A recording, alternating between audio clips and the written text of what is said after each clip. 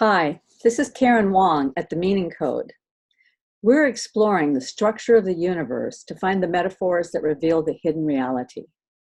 The truth is out there, just waiting for you. And today, we're going to be talking to Dave, who's had a profound change in his life, based at least in part on the experience of listening to Jordan B. Peterson. If you like our content, click the like button and subscribe, as that will help us to reach more listeners. Thanks. Hi, Dave. It's good to have you at The Meaning Code. Hey, Karen. How's it going? Good. So I understand you have a story, and I love stories. So I wonder if you might begin by telling me a little bit about your background and kind of how you got to where you are and what's been going on in your life that has created something meaningful for you right now. Sure.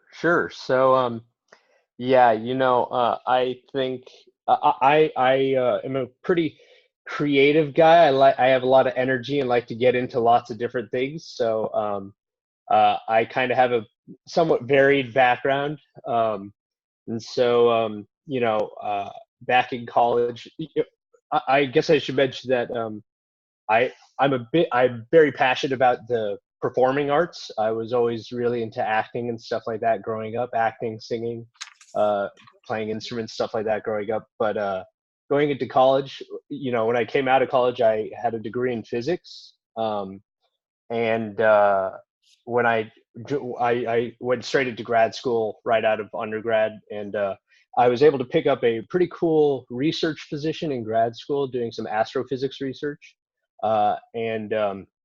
So that kind of led me into that. That was NASA. That was through a NASA grant, and so I did that for I think 5 years or so. And so I got really into programming through my astrophysics research, and I ended up becoming a data analyst for a startup company back in Kansas, which is where I was born and raised. And then back in 2018, I moved out here to look for some cool data analyst programming work out in the Bay Area, Silicon Valley area. The opportunity has been great. I've been finding tons of work around here. I have been doing contract work since moving out here, and it's been great. So yeah, now I'm a programmer, data analyst, consultant, so that kind of thing. And again, I try not to limit myself by my title, so it's really whatever I feel interested in for that period of time.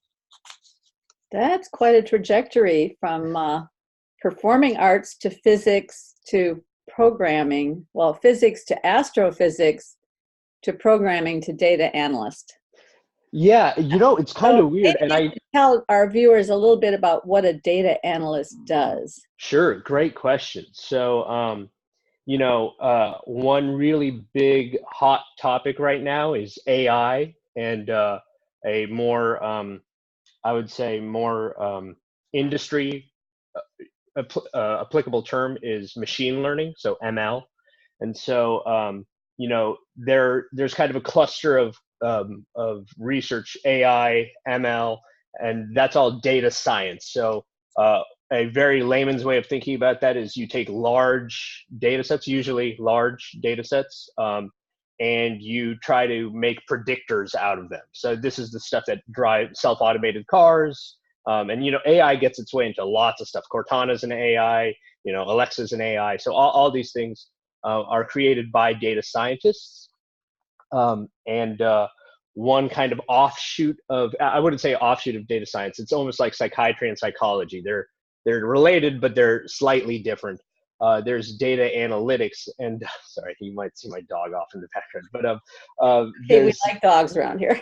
Yeah, no, I think a lot of people would like my dog. It's a big golden doodle. But so data analytics is it's similar to data science in that we both deal with large data sets. Usually it's raw data, such as there's data scientists and data analysts at Netflix, at all of the major tech companies, reading all of the data that comes in. This is where the whole privacy argument comes into play. And then the big difference, I would say, between data scientists and data analysts is that data scientists make models and predictive. They're the ones who create the predictive abilities of AI. A data analyst, on the other hand, is more specialized in testing things, making sure that things are working the way that we think. One really common use for a data analyst is A/B testing, which would be basically how a company decides whether to move forward with a decision or not. So I would be the guy you would go to to say, yes, this was the correct thing to do for the last few months. It's been increasing profits, So that would be something a data analyst does. We take large amounts of numbers and we turn them into words. That's how I like to say it. So that would be the kind of work that would lend itself to perhaps being an outside consultant. Absolutely. Yeah. And that's one way I like to kind of pivot my work is that, sometimes when it's a small enough company or just an individual, you don't have tons of data for me to sift through or anything like that. But, I've worked with some of the financials. I've worked around the data aspect of things enough to at least come in and, like you mentioned, consult. And so that's another big part of what I do out in the Bay Area. One of the things that came to mind as you're talking about the connection to AI and machine learning is I've been reading this book by Ian McGilchrist called The Emissary, The Master and His Emissary. That's about the way that the right hemisphere and the left hemisphere of the brain function to make sense of the world and how they work together. And he has this kind of interesting theory based on the cognitive science research that he's looked at, that the right hemisphere of the brain is the first receptor of the big data set of, he's not using this language, but it's the big data set of all infinite potential that faces us every moment of the day, because we don't see reality the way reality really is. We just see what is made apparent to our cognition, to our consciousness. So the right hemisphere is kind of inundated with this massive field of potential, and certain things arise in that field of potential that make themselves known to the right hemisphere, and then the right hemisphere kind of either accepts or does not accept what's coming to it, and what it does accept, it sends on to the left hemisphere. The left hemisphere analyzes the data, so to speak, and makes either coheres it into some sort of a system or abstracts it further, and is useful for developing tools to manage the data, to find a way to use it, and tools that help us navigate the world, help us to manipulate things. But in order for a person to be a whole person, he says that abstracted or systematic or analyzed idea has to go back through the filter of the right hemisphere so that it is reintegrated into the whole person and reintegrated into the whole field of potential, so to speak. And as I was reading the book, I thought, oh, this sounds like it would be useful to people who are working in the field of AI, because I know AI depends greatly on these massive data sets. And my husband was telling me that one of the things they do in AI to help it begin to recognize patterns is that they will, I'm probably using the wrong terminology, but they sort of reinsert some noise, and that noise causes things to start fluctuating like this, and it will help the machine learning thing kind of recognize, oh, yes, that's a dog, or absolutely something, or it gets two machines competing with each other to find the better answer, So, I mean, that's kind of, I'm not very technical, but that's the way I understand the process. But what you're saying is absolutely true, and I can maybe say what your scenario you just mentioned. I can maybe put into a different way of thinking, which is, let's say we have two kids that need to detect whether it's a dog barking or not. You have one child who's been brought up in all sorts of environments where they've heard dogs barking in different environments, in libraries, and at parks and at concerts, and they know exactly what's going on. And then you have one who's only heard a dog barking in one room, only him and the dog. And all of a sudden you put him in a noisy room with the dog. You don't really know how that child is going to react. And I use the word child because children have to be trained just like a AI has to be trained. And so I think it's very applicable, and I totally see what you're saying. One thing that I liked about what you had mentioned, and you just kind of reminded me of this. So I I touched down very briefly into a medical program when I was in undergrad. I didn't stay there too long, but we covered a few very cool anatomy things. The one thing I found very fascinating, I was always really into neurology. And one thing that and maybe somebody, I'm not an expert on this by any means, but I do vaguely remember that there's definitely there's some sort of crossing over depending on the scenario. So what, if I remember correctly, what we were taught was that something like a soft touch, if you trace the neurons that tell you that something just softly touched you, a soft touch has a very simple path that only processes along one side of your body, I believe. But if you get hit hard or you get poked hard, I believe there are two crossing over where the nerves will actually send the signal over to the other side of the body, send it up to the brain, and then it crosses back over. And I think the idea there is that it's activating both an additional part of the brain when it's processing this information. So I'm a big fan of this kind of physiological idea of the body has different sections of it that do different things, and sometimes it activates this, sometimes it has this guy greet the information and then pass it on to another part of the body. I love those kinds of ideas. Yeah, someday I would like to explore a little bit more deeply the ideas of there's a fellow in the Bay Area named Aaron Parnell who has designed a method of, he calls it reposturing dynamics. And the whole point is that our posture, and so this fits right in with chapter 1 of 12 Rules for Life from Jordan Peterson, but Aaron's been working on this for like 30 years, that your posture is so vitally important for every aspect of your personal health, your mental health, your confidence. All of these things are related to your posture because the entire body is connected left to right, top to bottom, and through a series of, I don't even know what they are, but maybe it's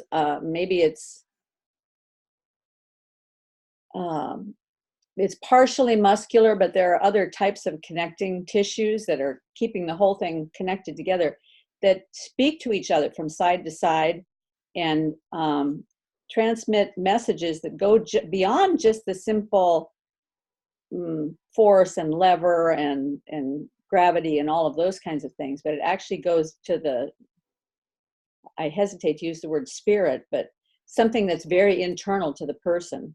And it's been fascinating for me because he's been working on me for a number of years because of some problems that I have with one of my hips. And I've learned so much from that, but it seems like that fits together with so many other things.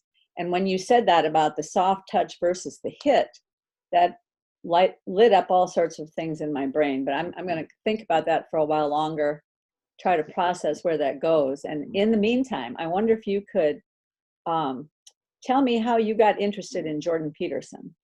Sure. So, I think like many people, I first heard about him when it was what was it, Bill C-16? Was that it? Yeah. That was the reinsertion of noise into the universe that caused his name to percolate up to the top of his Exactly. Everything started bubbling. Then all of a sudden, this guy came to the top. Yeah. And I'm pretty sure the first video I ever saw was the infamous "Do you appreciate Nazi presence at your talks" or whatever like that. I don't like Nazis. Kathy Newman. Well, yeah, that was funny too. That was super funny. But by then I was a big fan of his, and at first I was watching his videos because my roommate as a undergrad and graduate student was a philosophy major, and there were lots of philosophy guys coming over to my house. And as a physicist, I loved to just butt heads with philosophy people. I'd say, throw any question you've got at me, let's go. And I'll admit, I suck at ethical questions. As a physicist, I'm not good at answering ethical questions.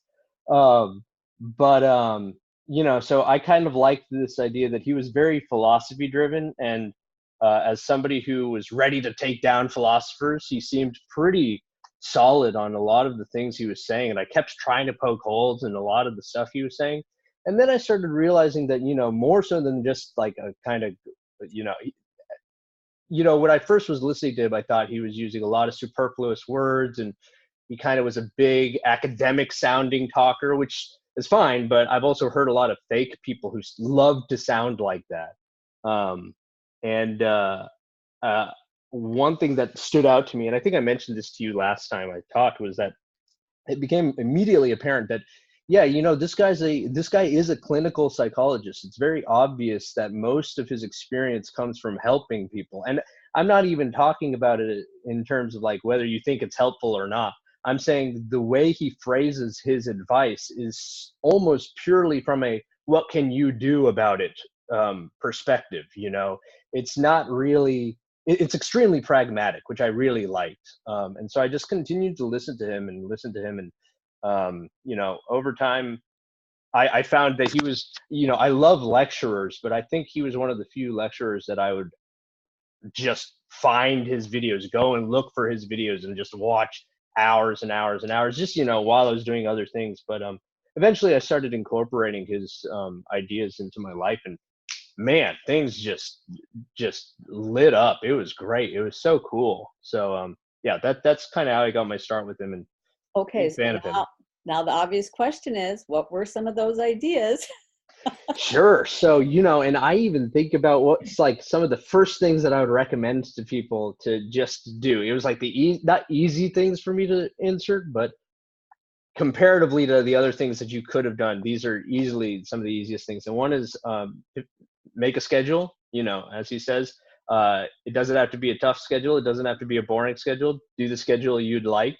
So I think when I first started doing it, I really needed to lose weight. And at the same time, I still liked to paint and stuff like that. So I would, go to the gym, and then I'd spend a couple of hours just drawing and painting and stuff, which was, looking back, it was a complete waste of time. That stuff is just sitting in a drawer somewhere. But I loved those days, and I felt like, oh, you know what? This is my schedule. I am in charge of this. And then you can modify that schedule. Once it becomes your schedule, you can say, well, now I'm painting a little too much. I should maybe replace that with something more efficient or something like that. So the schedule is a big thing, and I love messing around with my schedule now. And then the other one, which I'm one of those guys who has to force myself to eat. I often forget, and if I don't eat within like the 2 minutes that I remember, I'll forget again. And so a big thing that I implemented was just eating a big protein heavy breakfast. Every morning I try to make sure that I eat at least more than I normally would have eaten in protein before 9 a.m. or so. And so that just starts my day off pretty well. And it's almost like I got to get it in before I start talking to people, because I know that it'll brighten me up before I start my day. And, that's a huge difference too, is that thinking about yourself as a node, which is kind of a separate thing. I didn't really mean to do that, but that's another one of his points, is that as soon as you start, it's very, very easy to be gloomy about the day when you realize you have so much stuff to do and it's just you and you got to do it. But if you just force yourself to be honestly, a little bit perky, a little bit happy with the people you're interacting with, and act as a node instead of a singular thing that has to trudge along doing things, you actually start to see some, like, it takes a little while, but you do see those positive loops coming back where it's like, oh, you know what? I offered this person help. They didn't need help, but they said thank you. And maybe, just last week, I I saw somebody who was struggling with some bags or something like that on my way to work. I walked the same way to work every day. I offered them help. They didn't need help. But now I do pass them occasionally on my way to work. So it's just a kind of nice little thing. And it's a very minor example. I don't know if I should have even brought it up, but outward positivity. Well, because every time we do something like that, it changes us. I mean, it certainly it helps the other people in the node, but it also changes us, right? Yep.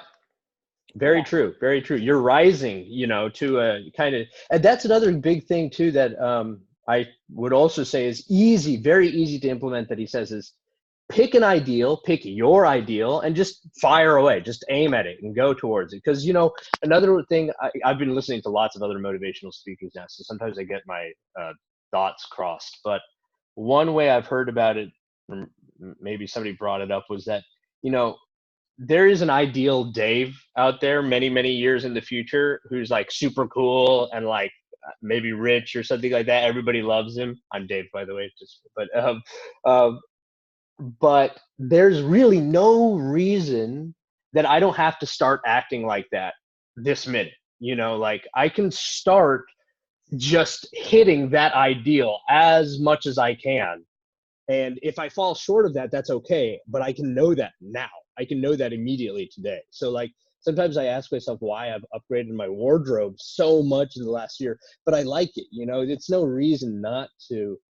And I'm not saying that I have or anything like that, but I especially when you're a programmer in Silicon Valley, there's really no reason to dress very nicely. I could wear a Metallica t-shirt to work if I wanted to, and it'd be a-okay. But I choose to dress nicely because that is my ideal, and there's no reason to wait for that any longer. I'm just going to hit it. I'm just going to keep trying to hit that ideal, and if I fall short, I learned something along the way, and I'll try again in a different way.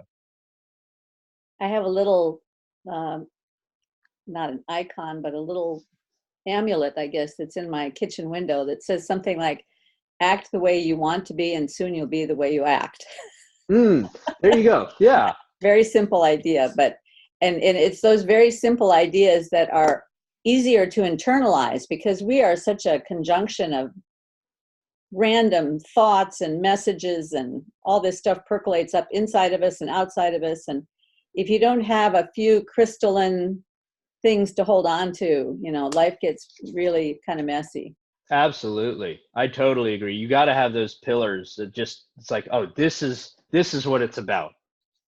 Well, so another one of Jordan Peterson's ideas that goes along with, and it's not just central to him, but a lot of other people have said this too, but I always like the way he explains something, because he kind of gives it flesh. But you have to have something that you're chasing. You have to have this high ideal. Actually, the ideal of who you want to be is only a part of the higher ideal, right? Because the higher ideal is the highest thing that you can think of. But then you also need something chasing you. You need to think back on, or you need to think about, if I don't move forward in this effective and useful and productive and helpful fashion, what am I going to become? And so, that's kind of the future authoring program thing, where you think about what you want to become, but you also have to think about, if you don't become that, what's going to happen to you. Yeah, the worst case scenario. The worst case scenario. So you're chasing something, but you also want something chasing you. Did you go through that thought process at all? Well, actually, it's interesting you bring that up. So that was one of the few thoughts, I shouldn't say few thoughts. That was one of the thoughts that I could say almost certainly I actually came across before Jordan Peterson brought it up. And it was in a very interesting way. So, as a programmer, consultant, I work with lots of startup companies and individuals and stuff like that. And I got a really great opportunity to work with somebody who's very, very knowledgeable, had worked with Apple for a little over a decade. And so he was super sharp. He knew a ton of stuff about AI, and I was working very closely with him. And he pointed out something and very enlightening to me. So, I'm a Indian from Kansas, born and raised in Kansas. And he pointed out to me, he asked me if I ever had made the connection why so many foreigners from India seem to be just powering through things, whereas all the second generation people here were not doing that. And I said, that is so true. I don't know why. I always assumed we were just like lazy Americans or something. I had no idea what that could have possibly been. And he pointed out to me, all the people who are here on green cards need a sponsor or else they will get kicked out of the country. And so he said, they're all working so hard to stay here so that they can continue. If I had some sort of fire like that under me, maybe I would work nearly as hard as them. And that was so enlightening to me. And he said, the objective is not to say, oh man, I'll never work as hard as a foreigner. The objective is to say, what is my fire? And then Jordan Peterson had this idea that I had not thought of, which is imagine the worst possible future. I like that idea because that does bring up a good fire. You don't have to just be like, I don't have any urgency, which is a problem though. I think that a lot of our major problems come down to the fact that it's so easy for us to be comfortable and we don't have to push ourselves, but really that's how I would say that a lot of Jordan Peterson's teachings come down to that one idea of push yourself and you will find happiness, you will find growth, you will find lots of things, but you have to confront something you have to confront. Yeah, well, I was listening. I think it was Paul Vanderklay was talking yesterday about the meaning crisis discussion that's going on. And there are a couple of guys, well, there's quite a few people who are working on this meaning crisis thing. But one of the things that one of these fellows had said was there doesn't seem to be any meaning crisis in the immigrant community. Yeah. Plenty of meaning. And he was putting it down to the fact that in the immigrant community, they have not yet let go of their traditions. They still have traditional family structures. They still have traditional religious structures, and that's still an important part of their lives. And as I was listening to him, I was thinking, no, you don't have it right. That's not really right. It's the immigrant community, because my husband is a first generation Chinese. Okay. Family moved here when he was 13. So he's maybe 1.5 generations, Okay. He grew up partly in this country, but he always tells me that the Chinese immigrant community that he came out of, they work their tails off because of what's facing them behind is starvation, man. Yeah. And they want something better for their kids because of what they want to get their kids out of. And they have this high goal for the future, become a doctor, become a lawyer, do something important with your life so you never have to go back to where we were. Right. And they really do.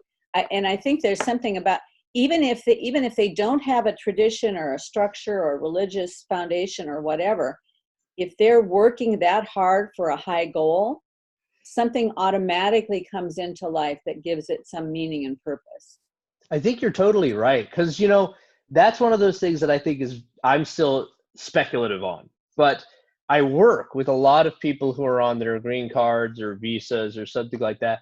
And it's so weird. I feel like I have become a workaholic, but that's because I'm addicted to my schedule and I like making money and I have all this cool benefits from working. But sometimes I talk to these guys, they also sound like workaholics. And I wonder what's driving you.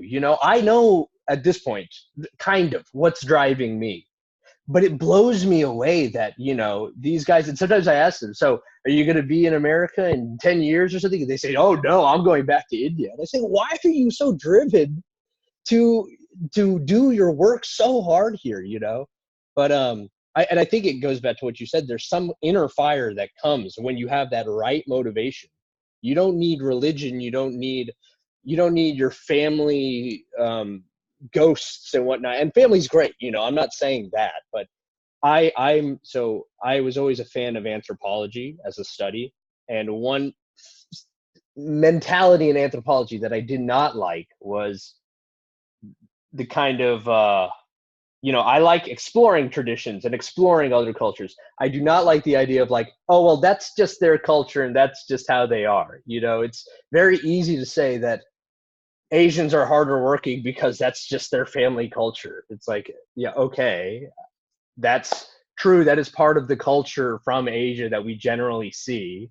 It's a very hand wavy way to just explain that away. I much rather this kind of like, it's almost a more universal idea of what makes a human suddenly burst out and say, yeah, I'll do this no matter what. I have a family to do this for. And, you know, if I get deported, at least have my son stay here. Something, you know, that kind of mentality. Mm-hmm. Well, they do seem to think more towards future generations. I mean, I think I noticed that in the American culture, the younger generations are not really thinking about future generations, because so many young people today, they don't really want to get married. They don't really want to have children. Children is not Yeah. an important thing to them. So they have no need whatever to think about future generations. Now, I think that's one of those huge holes that you could look at as being part of the meaning crisis. If our civilization loses a vision for the future, you know, pretty soon the civilization just folds up and that's the end of it, because we're always just one generation away from losing our freedom, from losing our culture, our meaning, and all of those things.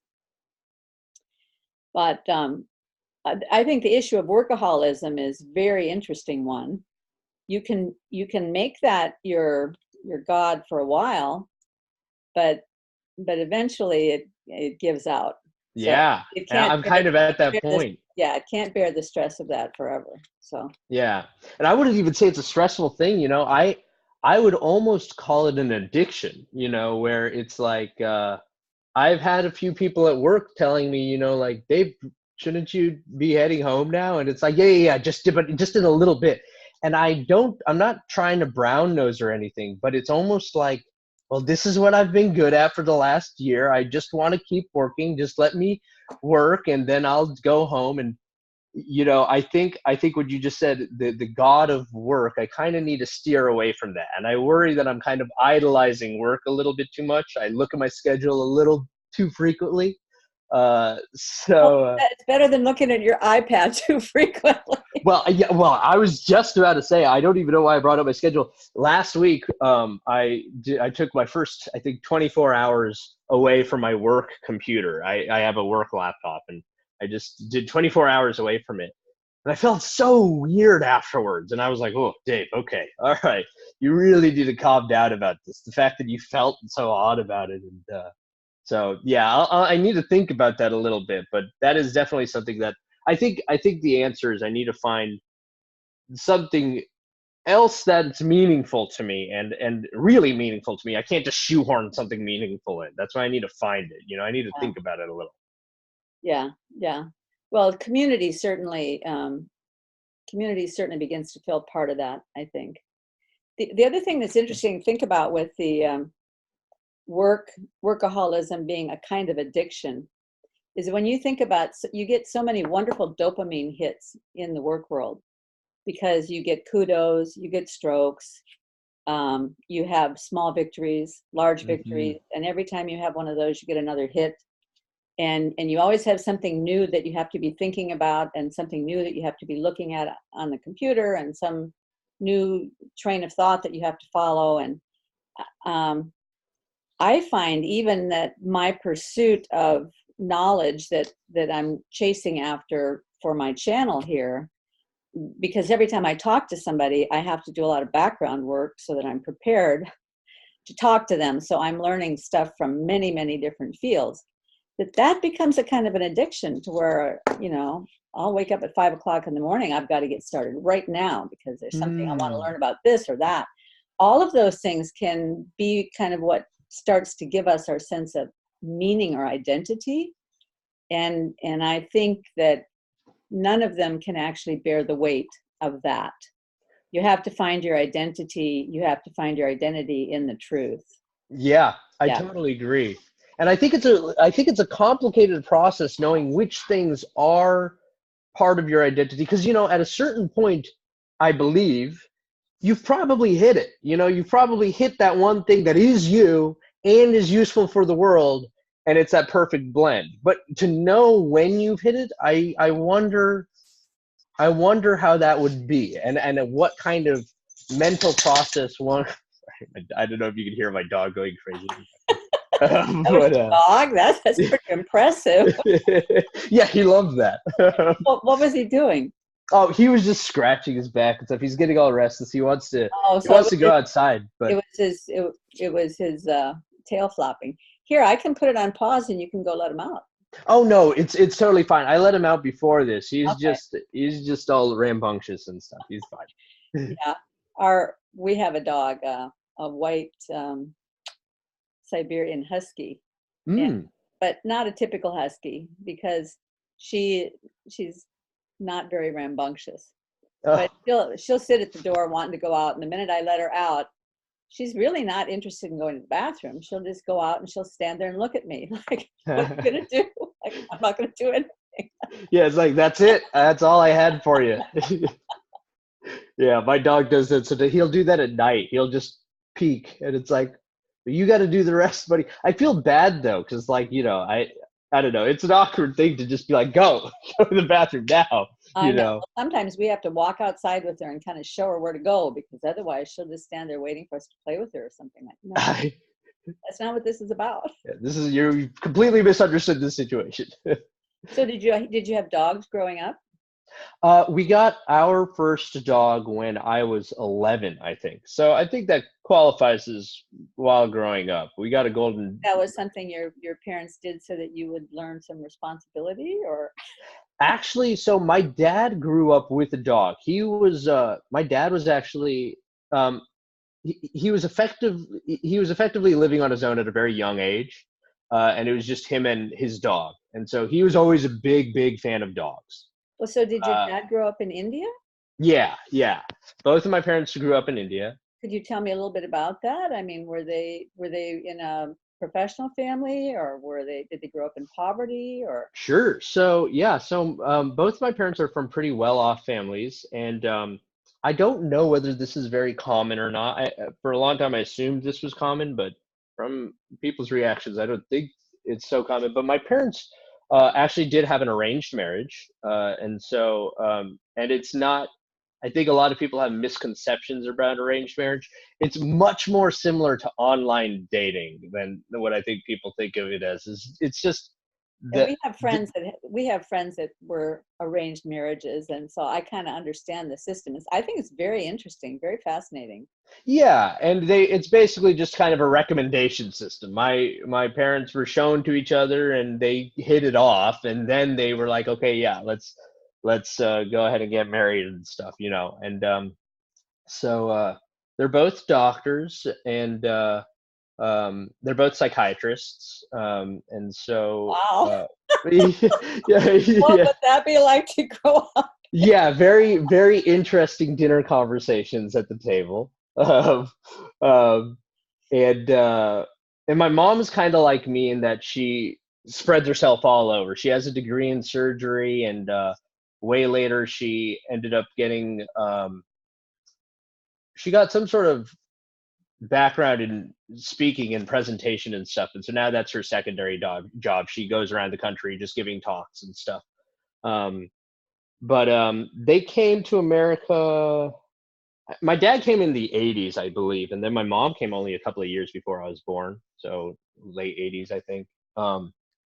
But um, they finished their residency here. I'm super proud of them. They started from, I think my mom said something like she made like $20 a day or something like that when she first moved to America, and now she's making. I mean, I don't know what she's making. I would obviously not just say it here, but Yeah. I'm very proud of her, and she's so happy doing what she's doing. And they're both extreme workaholics, and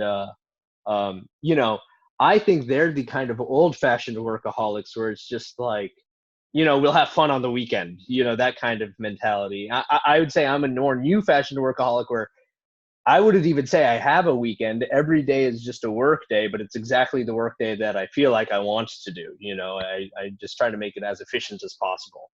Well, you enjoy your work, though, obviously. I mean, Oh you yeah. enjoy the thing that you're working on. So. Oh yeah, definitely. And I feel very fortunate in my field that I have that luxury, where um, it, I have the ability tell people, if somebody tells me a project that I don't want to do or that I don't agree with, I could let them know. I might not have total guarantee that I could just leave the project, but I can certainly let them know. And, I would say that I'm in the right environment where I could find solutions, opportunities, all sorts of things for myself, regardless of whether somebody's going to give it to me or not. Mm-hmm. So what was it like growing up in Kansas? I love Kansas. Where I what town? What town did you grow up in? Kansas City, Kansas. So I actually live right on the state line. Everybody knows Kansas City, Missouri. That's where the Chiefs are and the Royals are. And I went to school in Missouri. But I'm born in Kansas City, Kansas. That's where I lived. And it was fun. Kansas is a little goofy with some of its rules and its laws. I think you can't buy alcohol on Sundays, and I found that out the hard way. Oh, still? Wow. Yeah, it was I grew up very. in Minnesota when that was true in Minnesota, but by the time I was a young adult, that was no longer true. So Yeah, it surprised me because it was only a few years ago that I was still in Kansas, and I just suddenly one day found out that I could not purchase, a 12-pack of beer or whatever. But anyway, Kansas is a little goofy place, but I really like Kansas City. Kansas City is it's much more a hustle and bustle of a city than people I think would imagine Kansas is. yeah, all of the Midwest is especially the cities, are way more cosmopolitan than what the people on the coast would like to think. Yeah, absolutely. I would say that it's much more like San Jose than any place I've seen. I've seen some very high class, nice areas here that it's not like, but San Jose I think is very similar to what Kansas City was like out there. And so I liked it a lot. And there's some things that I miss about Kansas, but I love the coast. I love the ocean, and I love marine biology, and I love I mostly love marine biology. I've always really, really been fascinated with creatures that live in the water. And so and now I live in Santa Cruz. And so I love the fact that I'm like less than 10 minutes away from like 5 different beaches. So that as a Kansas kid is just amazing. I'm pretty sure Kansas is the furthest you can be from the ocean in the world. I'm pretty sure. So I love the West Coast compared to that, but there's some things I miss. I miss barbecue a lot. Oh, well, at our meetup on Monday night, I'm going to do barbecued ribs, but Oh, that's right. Yeah. Won't be like Kansas City barbecue, but it'll still be okay. All right, cool. I'll bring in my grade sheet. And if there's anybody well, I guess this won't publish before Monday because every day I've been doing this lately, so I have a bunch of them in the hopper, and I try to release them every other day so they don't stack up on each other too fast. But I've been meaning to get into YouTube, some sort of YouTube production, but I'm trying to figure out what I would want to do because I have few too many interests, I think. I just want to pick one and go with it. mm-hmm. I kind of want to do something like what you're doing where I interview people and chat with people, but this is actually the very first time that I'm using some of my setup.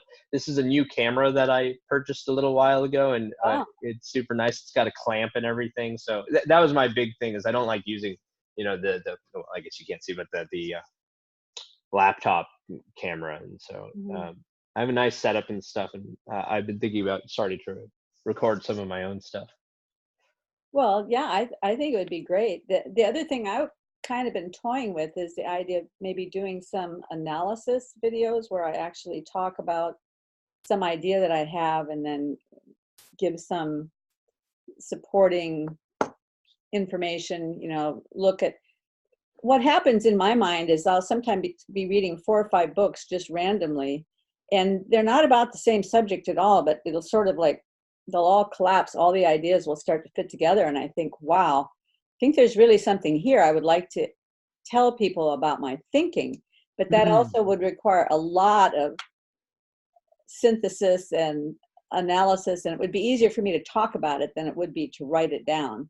But I haven't yet figured out how to manage showing illustrations on the screen while I'm talking to it. So once and I know Zoom is probably pretty well suited to that. So I just need to figure out how to do it. And then I might do some of those.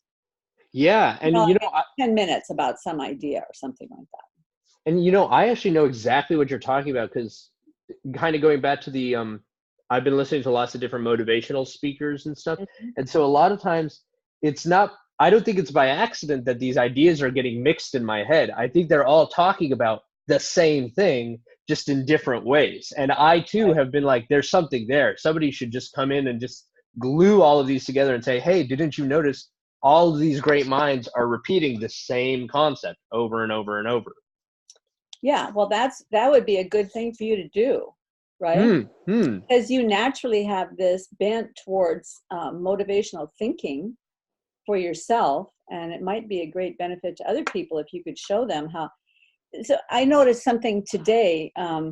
My husband was approached by one of his coworkers a few weeks ago to get involved in one of the Landmark training programs. I don't know if you're familiar with Landmark, but it's, one doesn't know whether it's a scam or not a scam, but it's one of those things where you have to pay a lot of money and come in and they do some training that teaches you how to be a better person, how to have better relationships, better family relationships, how to do better at work, and all of that kind of thing.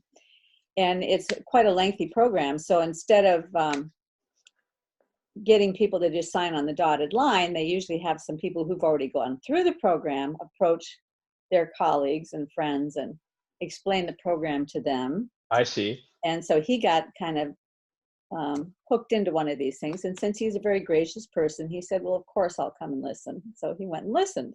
And they went through one little lesson to kind of show him how it works. And they broke out the format of it. And as I looked at the format of what they did, I said, oh, this is exactly what Jordan Peterson has been teaching and has been talking about for a long time. It's this idea of, what are the challenges that are facing you right now? Where do you want to get to with this? What would happen if you don't work on it? Take a look at what the worst possible thing is that could happen. What are some steps that you can take to get there? It's exactly the same format, but they just dress it up a little bit different, and then they charge you thousands of dollars for the program. Of course. I said, honey, you can get the future authoring program for $10 online. Yeah, there you go. Yeah, and you're totally right, because when you start to notice these commonalities between all these motivational speakers, I really believe that, the things you could do to make your life amazing are probably less than 20 things. It's not that many things. And I really think that it's just a few core things. And kind of like you said, there's a bunch of companies making thousands of dollars off of however they want to spin these few things, I noticed that years ago with women's magazines. I quit buying women's magazines probably 25 years ago. As soon as I noticed that every magazine had exactly the same information in it, they just spin it a different way. 5 ways to improve, 5 ways to get rid of clutter, 7 ways to improve your marriage relationship. And the next time around, it's, 13 ways to get rid of clutter and 4 ways to improve your marriage relationship. Of course, yeah. Everything is just recycled all the time. And I noticed that, I have a daughter who's 25, and for years she would be coming to me with something that she found online. Oh, look at this. This is a good set of information about this. And I'm like, oh my God, that's been recycled so many times. There is nothing new under the sun. It's just going back and trying to understand the foundational principles. And when I was in college, I didn't study Plato and Socrates and all these people. And now I so much wish I had, because that would have laid a foundation for me that would have made sense of my whole world, Yep. And that's how I feel about, my roommate read a lot of Freud and Jung and stuff like that. And that's exactly how I feel about that, where it's like, I put that off and put that off and put that off, and now I've read none of it. And kind of wish I had. It would have been fascinating to learn some of that. Well, you can learn it through Jordan Peterson's perspective anyway, because he uses a lot of that in what he teaches, and he sort of, that's how I've been. yeah, he collates it for us, or curates what we need to know of that. So I've appreciated that. Mm. I'm really excited because there is this thing called the Savannah Symposium in April in, well, obviously in Savannah, Georgia. And the idea of it is that they're bringing in some heavy hitters for speakers. Jordan Peterson is going to be there. Ian McGilchrist, who wrote this book about brain science that I was talking about. And Coleman Hughes. Have you run into Coleman Hughes? No. He's a brilliant thinker, young man. He's going to be there. I mean, it's going to be off the hook. There's half a dozen speakers at least. But it's also they're also going to have music and drama and art. And the thread that holds it all together is that every participant is going to get a copy of Plato's Symposium, and we're supposed to read it ahead of time and be prepared to discuss it in small groups.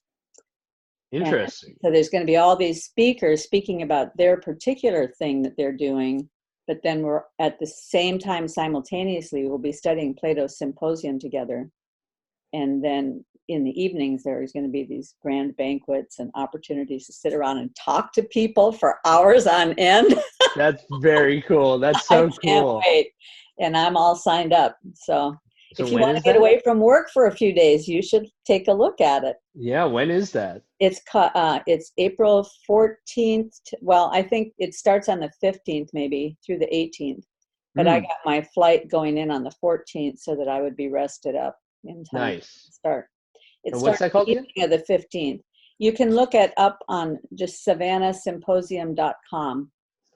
And the schedule is there for all the programming and all the information about registering and everything. Cool. Yeah. That sounds really cool. Yeah. I'm also looking forward to our meetup Monday night and learning more from everybody. And yeah, it should be a really good time. I'm excited. So I've picked your brain for a while, as Paul Vanderklay would say. Is there anything that you would like to, anything else you'd like to talk about that we haven't hit on yet, or anything you'd like to ask me? Well, so normally I enjoy getting to know the person I'm talking to as well. But if that was the case, I would love to dive into that a little bit more. So one thing I would ask is, would you mind if we had another conversation at another time, and maybe we could dive into your history and we could talk a little bit about that? Wow, that's quite an offer. I don't get to talk about myself all that often. I mean, I get a chance to talk about my ideas quite a bit, but not necessarily about myself. Sure, I'd be up for that. I could be the first guest on your new channel. That's what I was thinking. Yeah, that could be really cool.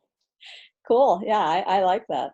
Okay, cool. Yeah, so maybe we can talk about that more at the potluck or on Monday, and we could go about it that way or something like that. Yeah, that sounds good. Cool. So yeah, that's basically all I had, and we can figure it out and moving forward. Okay. Well, I appreciate your generosity of spirit. This has been really great fun, and just looking at the joy on your face makes a person's day. So I'm glad we're both nodes in the same system. Yeah, I'm so glad to hear that. Thank you so much. Yeah. Have a great day, Dave. All right. You as well, Karen. Okay. Bye-bye.